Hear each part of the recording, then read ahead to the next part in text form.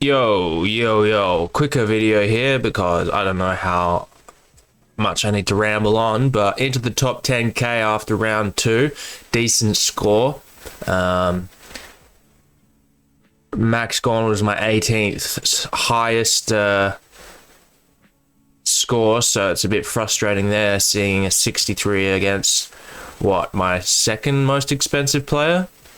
Yeah, I think so, which sucks a bit. I'll get to him in a second, but yeah, an 1840 with Gorn, the last scorer, man, could have been big. Obviously some massive disappointments. Giving Perryman a second shot just seems a bit silly now, but you know, this stuff's in hindsight. He's got to go. Will Day, very disappointing, I guess, but you could see it coming. Again, Max gone, and then I got Wicks and Hobbs here, just dragging me down. Bailey Smith was a laid out, obviously, but I was just a bit more patient than there were a few people I saw trading him, but it does seem like he was just rested. There isn't actually an injury. It's super wet coming into this round, so I just think he will still play this week, is my guess. But even if he doesn't, you're not trading him because he'll definitely be back the week after, and best 18 helps out a lot with this stuff. But yeah, Camberelli getting subbed is a bit of a concern, so a few areas with rookies to watch. And my trades eventually were, Lindsay was always coming in. Garcia, when he was named as sub, was a switch from Wicks for me.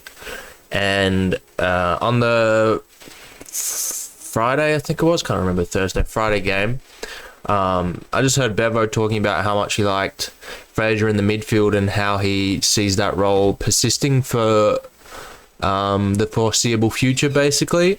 So I basically last sort of 5-10 minutes before lockout for that game brought Fraser in instead of Rankin, so I sort of dodged a bullet there a little with the Rankin sub, but I wouldn't be too upset coming into this week if you have Rankin, because I think he's going to go off his nuts.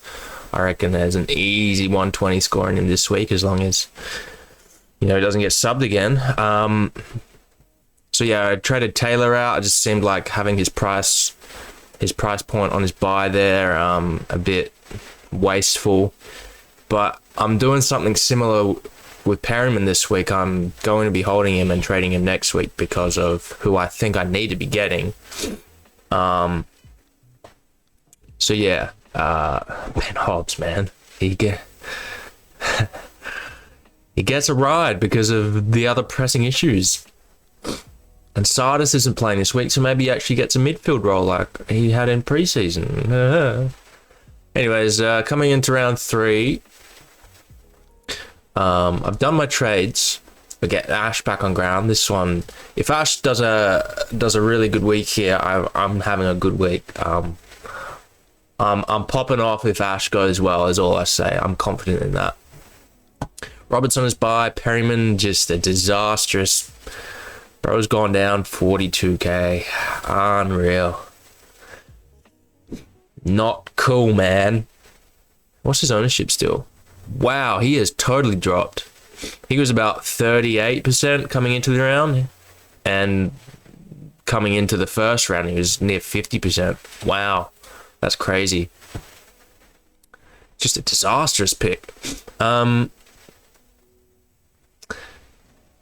Because of the early games, firstly, I'll talk about that. Set up your team with someone like, no one has him, but a Ben Hobbs or a Davidson or like a Port rookie or whoever's on the Friday night game. I can't remember who. Set them up if you have players on their bye so that you can maybe get a free look at some of those kind of players, With Sardis not playing, with a broken hand, Ben Hobbs somehow in my team gets an extra run at it. He gets one more shot to actually have a score.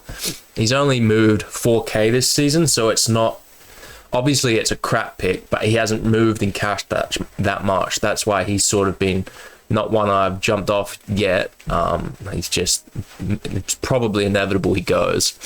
But with no Sardis, he has to have midfield time. Otherwise, I will lose my mind. And so as an emergency there, he's one I can watch with peace of mind, because if he doesn't do well, I can just throw like a Stone on for Wicks or a Hewitt on for Wicks as just another free look at one of these top 18 scores. So just have that kind of thing in mind. Actually, I'll just go back to some players of interest from last week and their scores. Jordan Dawson and Rosie just carrying a lot. Just the two premium mids you should have started.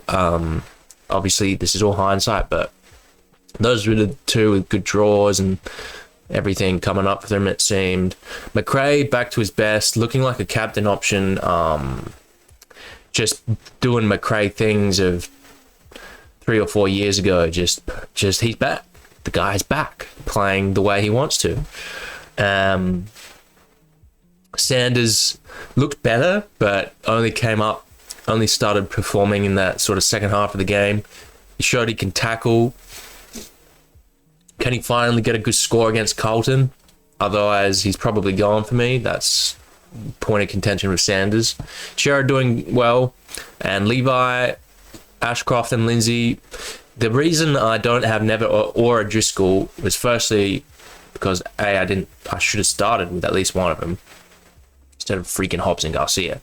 But if I last week brought in Nevitt and Nod, I was never going to be able to do both because Lindsay was a priority. But if I brought one of them in, it meant I had to have benched either Ashcroft, Lindsay, or Day. I mean, I'm not benching Day as a premium, but that was a bit of my game theory in terms of points on the board.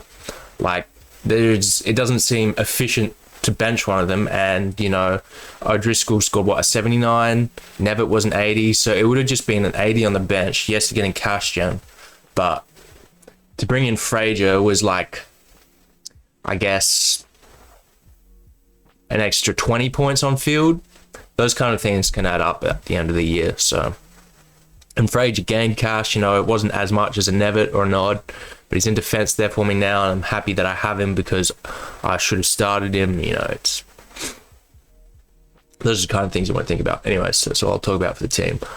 Trades this week. I just watching Gawn. I mean, it's understandable Cherry monstered him because Cherry's just becoming a monster that is hard to beat. But he looked slower. He looked like age is catching up to him a little. And coming into last week, yes, he got a heap of hit-outs and like a really good score against Keith, but it was against Keith. And the reason I was bringing him in at the start of the season was because I really thought he could be dominating straight away, like with a 140 or something. And a 63, his value is just tanked. And with the weird Goodwin comments, I don't think it's too much to worry about. It's just bad vibes surrounding him. I think age is catching up to him. Andy versus Gold Coast this week with Wits is one of his worst matchups. I don't like it. I don't like it at all. And Rowan Marshall, just first ruck again, straight back to 140s, 150s, 160s, coming up against Richmond.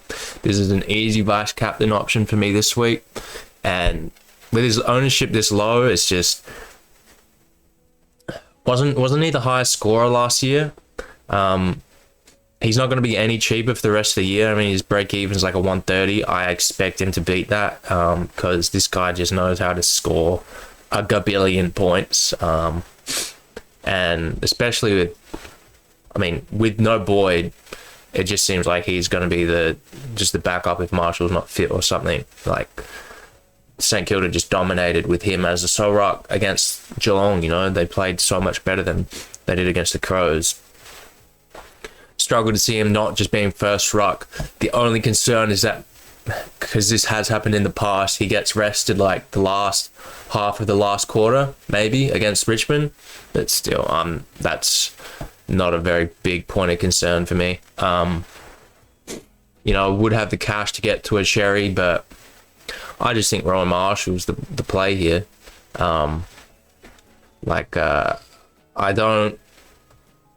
I could be going for some of the more cash gen options, but like I was saying last week, my team value is already really high. This is around the top 100 in terms of team value.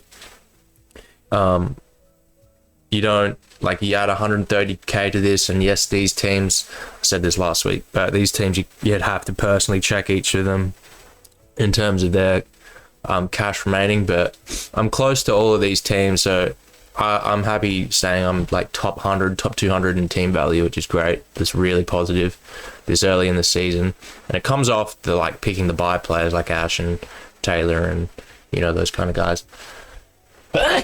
Excuse me. Bless you. And so also second trade, I was really keen on Rankin last week. Nothing's changed. He's gotten time off last week, so he should be even healthier for this game.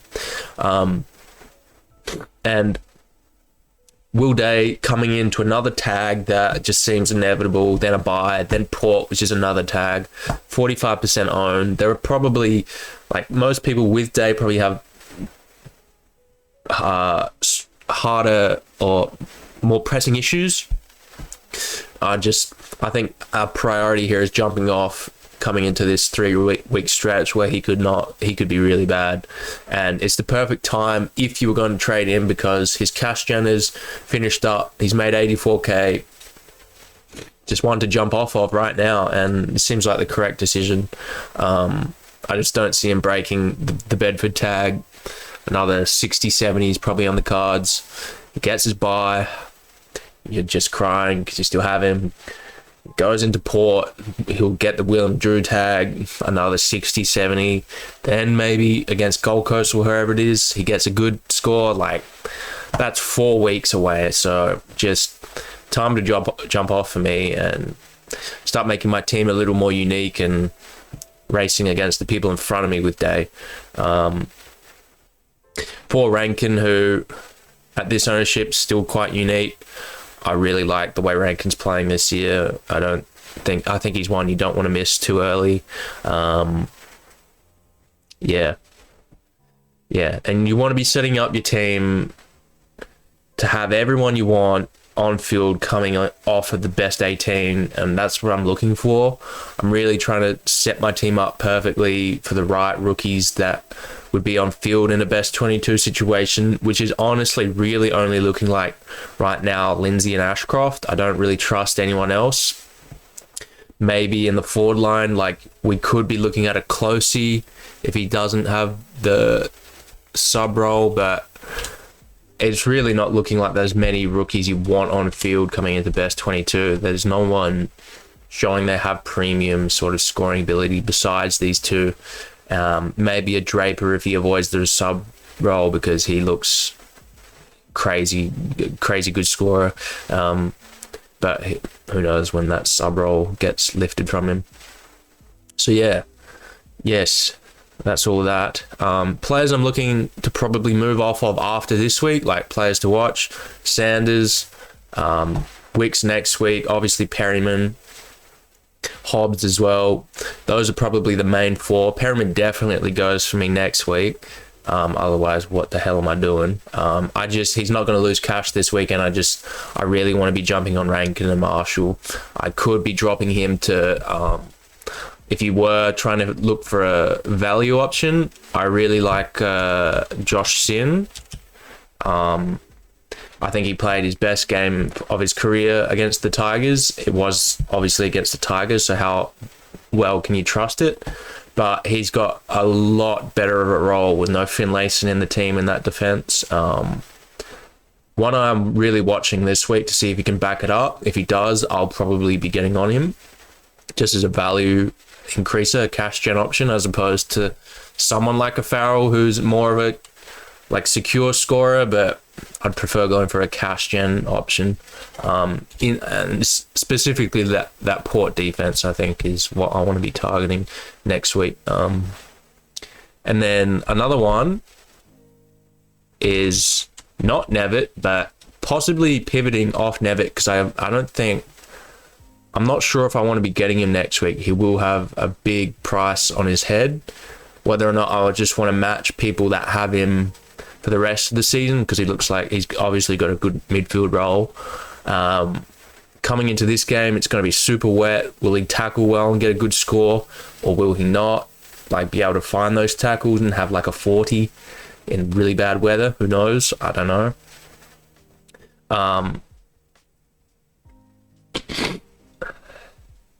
What I'm looking at, if I decide not to go Nevitt next week, because next week I'm going likely a Perryman to a Sin, and then an upgrade of Hobbs or a Wicks, someone like that, to a Nevitt price player. Either O'Driscoll, who I'm also not that keen on because he's losing that midfield clock. I think his scores are going to start dropping coming into best 22 weeks, is a little man that goes by the name of Zach Jones. This is a one to watch for anyone looking for a ridiculously low-owned point of difference. He's coming off the halfback slot for the St Kilda Saints. And he's basically an extra midfielder. He's gone from the back line into the midfield. And the way DPP works, from my understanding, is that it's calculated by where players start during centre bounces. So, like someone like, say, Chad Warner, who starts off a half-forward flank coming into midfield for 60% of the time. So I'm pretty sure that's it. You need 60% of your starting centre bounces to be forward of the ball. It's something like that. To be considered over a 6-week period a forward. Zach Jones may be doing something similar in that defender role, so if he could get defender status. It's very difficult to predict that right now, but he just scored 111, had his bye. He's the sub previously. That St Kilda have just won against Geelong, so he's part of a winning formula. Coming up against Richmond here, he could be really big again, but I don't want to be going there right now. One to watch, just watch his role, because I am interested. I'm very interested because he can score, man. Zach Jones knows how to score. He can mark, he can tackle, and he can get possessions, He's got 150s before. I randomly captained him once for that 150, so some fond memories with Zach Jones if he's not sub and in an okay role. Very cheap, could be a pivot off of Nevitt next week, so one to watch there. And that's all I'm really thinking in terms of trade targets. I can't really think of, I'm not really interested in premium players yet. I think the only other guy I'm sort of interested in at the moment is Close. Whether or not he stays off that sub role remains to be seen. So maybe he's one I go on next week, but who knows? Yeah. Not much else I'd be interested in talking about, I don't think. Yeah, that's it. Not much else to ramble on. Have a good week. If you're watching and you're interested in asking a question or something, feel free to. Bye bye.